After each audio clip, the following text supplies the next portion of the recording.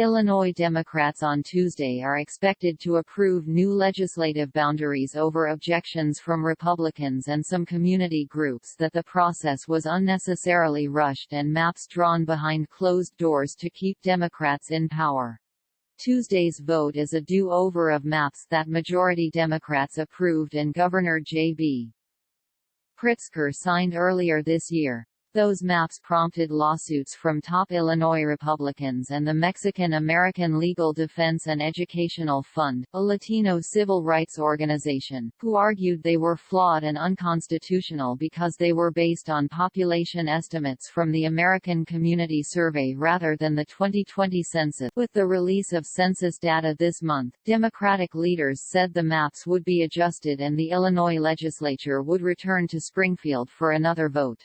That could ensure Democrats continue to control the map-making process, rather than risk having a judge throw out the maps or allow a bipartisan commission to take over the job, a process that could end with Republicans having the final say.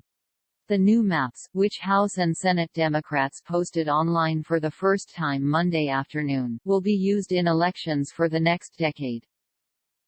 Representative Elizabeth Hernandez, a Democrat from Cicero who leads the House Redistricting Committee, said Monday the new boundaries better reflect the data we recently received from the U.S. Census and ensure communities are represented by the people of their choice. Republicans have blasted Democrats, saying hastily called and sparsely attended public hearings held over the past week were a sham because boundaries were already being drawn in a secret, Democrat-controlled process. Witnesses who testified at those hearings urged Democrats to post proposed maps and give the public as much as 30 days, or more, to weigh in before a vote is taken.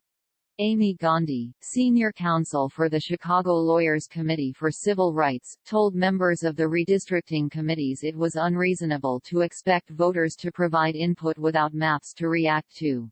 The Reverend Robin Hood, representing black voters in Chicago, said people felt disgust at being left out of the process. Jay Young, executive director of Common Cause Illinois, said the maps the legislature will vote on Tuesday will not be crafted of public input, but of pure politics. At each opportunity in this redistricting process, it's as if lawmakers went out of their way to ensure the creation of these maps had as little public input as possible, Young said. Legislators have historically used census data for redistricting, or the process of redrawing political maps every 10 years to reflect changes in population and ensure, among other things, that districts are roughly equal in population. But with the release of 2020 census data delayed this year because of the pandemic, Democrats opted to use the American Community Survey to meet a June 30 deadline set in the state constitution. If the legislature didn't meet that deadline, an 8-member commission would be created with an equal number of Democrat and GOP lawmakers. If that group were unable to approve a map, a 9th member would be picked at random to break the tie. Republicans are hoping that a federal judge will throw out Democrats' maps and order that process begin.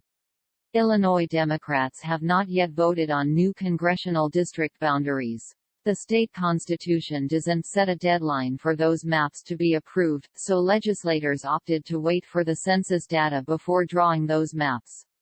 Illinois is losing a congressional seat, and Democrats are expected to eliminate a GOP-held district.